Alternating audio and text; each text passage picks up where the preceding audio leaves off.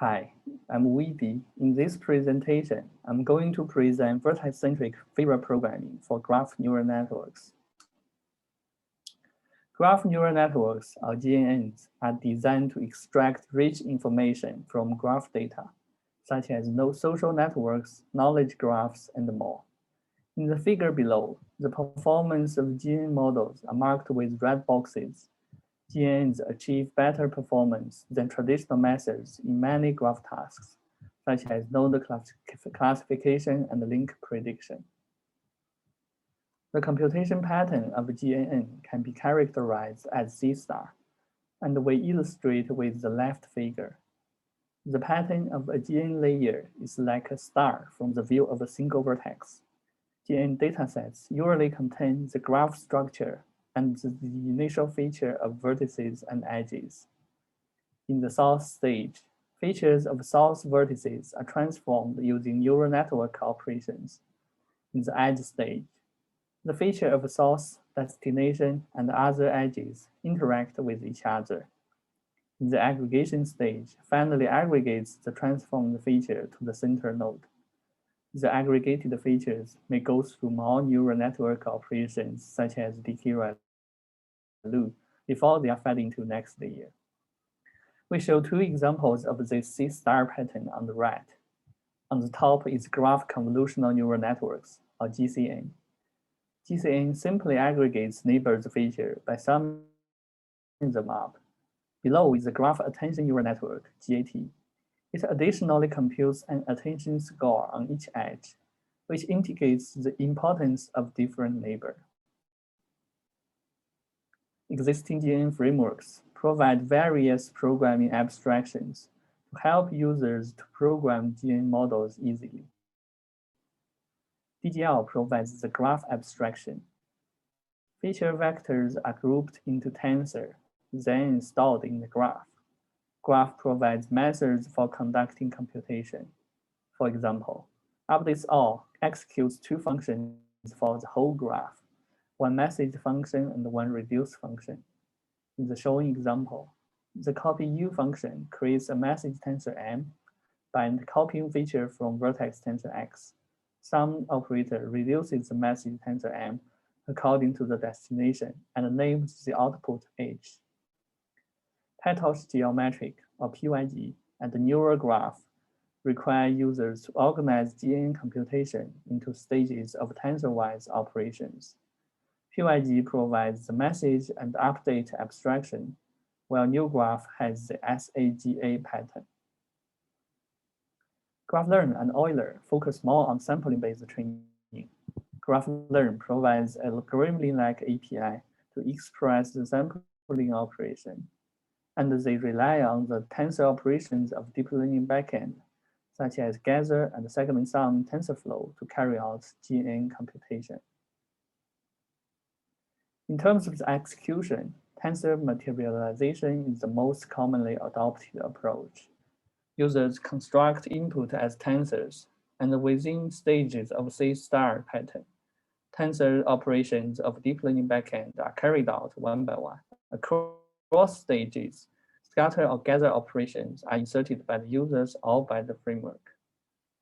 DGL proposes the general purpose sparse matrix multiplication, GSPMM optimization, which implements specialized kernels when using built-in message and reduce functions.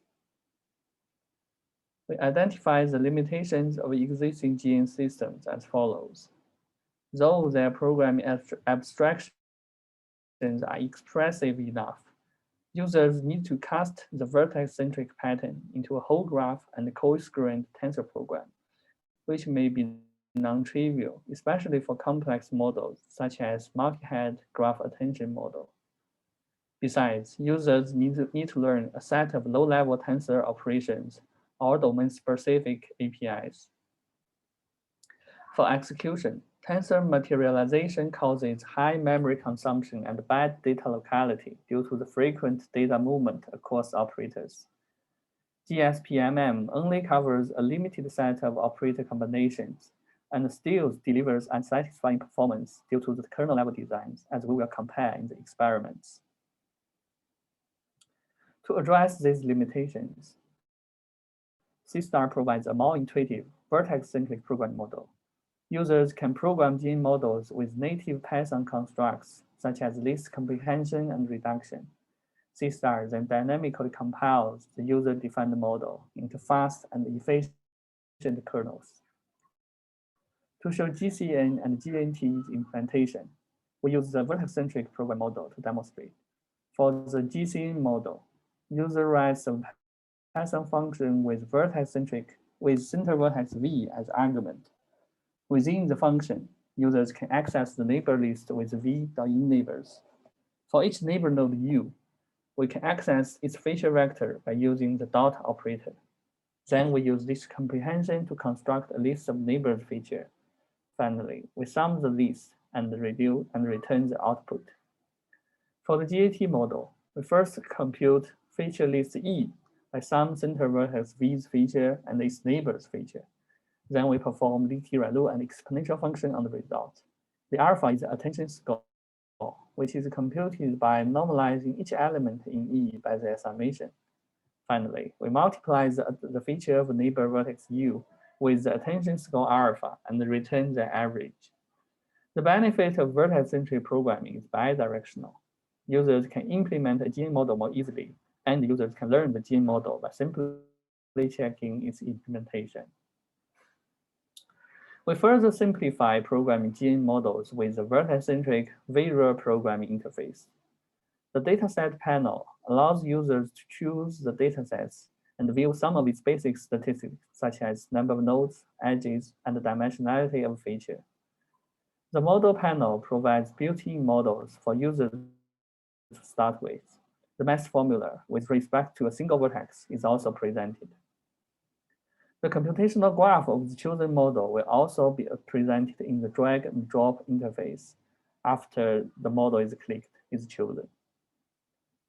Users can drag operators from the operator panel and connect the operator with other operators in the computational graph to form a new graph. The computational graph will be serialized and sent to backend.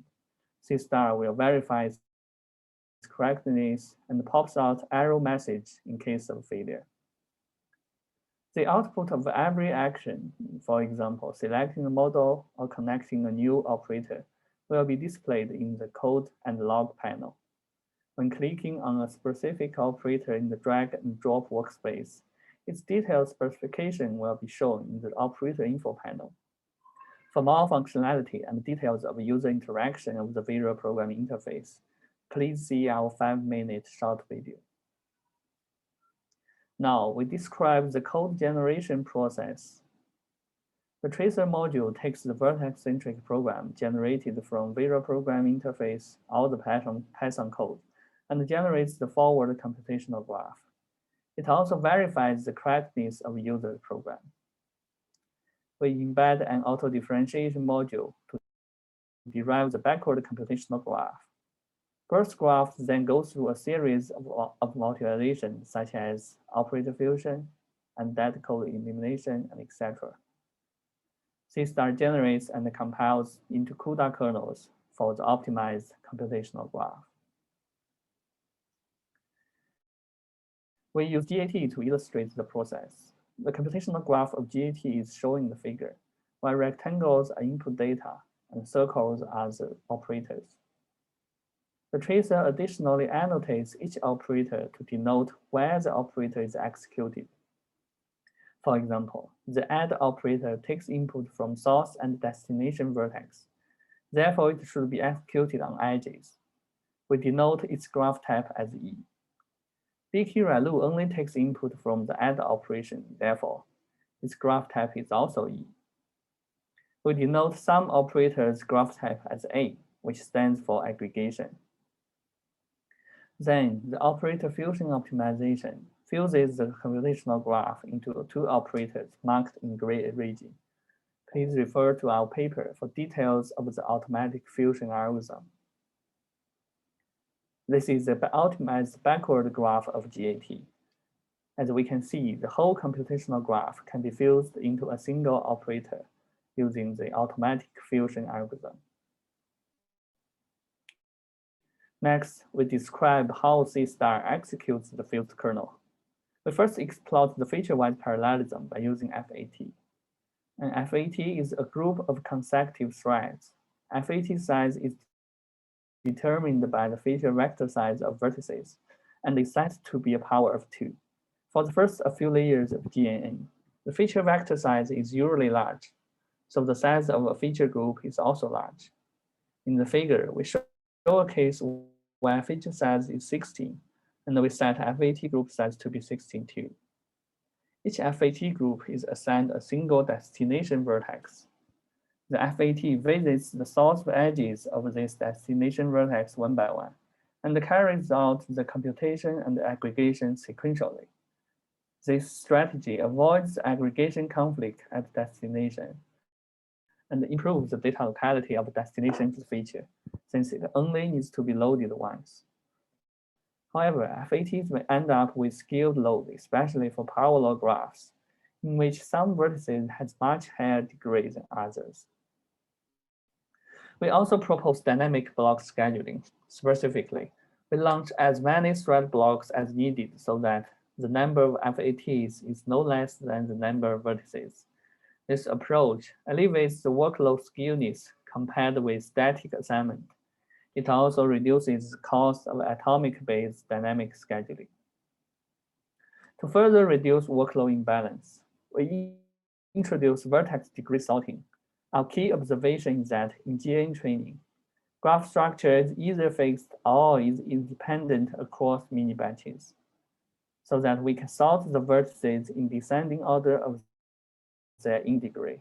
The benefits are twofold. First, we can further alleviate the straggler problem by assigning early launched thread blocks to vertices in the front. In this case, computation of high degree vertices can be overlapped with that of low degree ones. Second, when feature size is small, a thread block can consist several FATs. By sorting consecutive vertices, will